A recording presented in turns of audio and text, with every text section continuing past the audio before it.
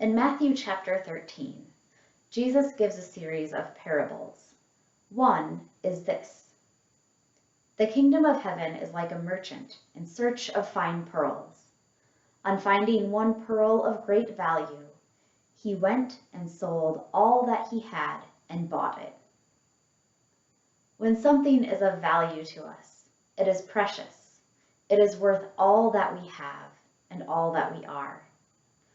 The same goes for our congregations. Our congregations have values. In his book, 6 Marks of Discipleship for a Changing Church, Michael Foss says this: values define common commitments with respect to how we live together. A statement of values becomes a guide to the development of positive, healthy attitudes and behaviors.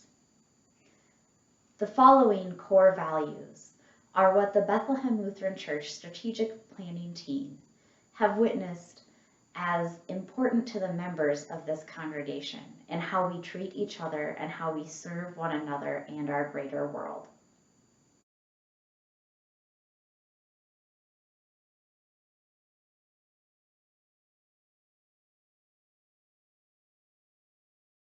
Hi, I'm Shirley. This is core value number 1, Christ-centered relationships. We value time spent with believers and seekers in worship, fellowship, and service. The core of these relationships is Christ-like love, showing mutual support and accountability. What this means to me is we share our love and compassion for those in need through prayer, and we offer support when needed. Our social activities, such as Dining for 8, First Friday, our mentoring programs, the Bible studies for both men and women, and plus many more to be named, are ways to build relationships as a congregation and in the community through God's caring love.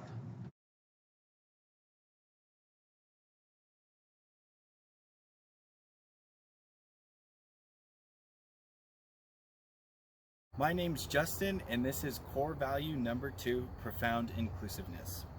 We value the deliberate and countercultural ways Jesus includes people. We follow Jesus and invite others to follow him by living compassionate and loving lives. To me, core value number 2 really represents how deep grace really runs. The way Jesus continually chooses to love sinners despite being ridiculed, scorned, despised, beaten, even up into the point of death, is thought-provoking to say the least. Jesus' unfailing love causes the believer to take a step back and really consider what it means to invite others into the love, grace, and mercy of God. He calls us out, he raises us up, and when we fail, he's the hand that picks us up again. We value and choose to live compassionate and loving lives towards others, regardless of the reciprocity. Because what would Jesus do?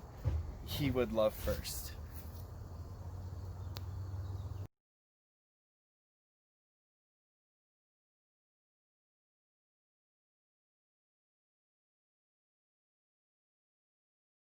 Core value number 3, growing generosity. We value God's abundant creation and seek to grow in giving our time, talents, and treasures in response to God's generosity. To me, this means everything we have has so generously been given to us by God. Just as Jesus lived his life daily giving kindness and love, we should give ourselves, our time, and our talents daily within the church, and as we walk with our best life of Jesus outside the church. We do this from the heart to be of value to our community.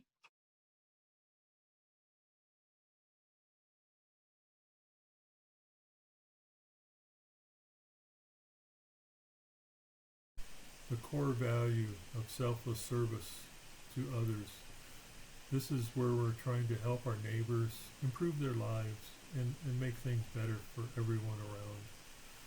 One of the things we do is through programs locally, we help our neighbors locally and support them through various programs. We've also reached out and supported people in in our country, around the country, people have had their houses devastated by floods or hurricanes. We've helped in those areas. We've also gone to international help, that's helping people in other countries that don't have the same living conditions that we have. We try to make things better for everyone around. And this is what I look at as selfless service, is we're trying to help everyone as much as we can in our communities, in around the country and around the world.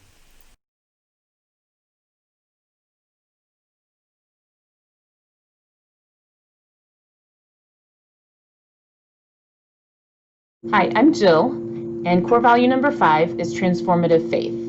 We value spiritual growth through worship, Bible study, and continued learning. By God's grace, we boldly embrace diversity, walk daily with Christ, and grow together in our spiritual development. To me, Bethlehem is a place where I'm encouraged to engage with my faith and beliefs. Whether it's wrestling with scripture and the teachings of Jesus in worship, a friend sharing a book on the history of Christianity that challenges me to think deeply, or being open to the possibility and power of real relationships, ones that defy age, gender, political party affiliation, etc. It is here in this walk with others that I find a faith that is transforming. And because I am changing and my faith changes me, it ultimately reframes the way I engage with people and act in the world. And this faith is alive and active, so I will always continue to learn and transform again and again.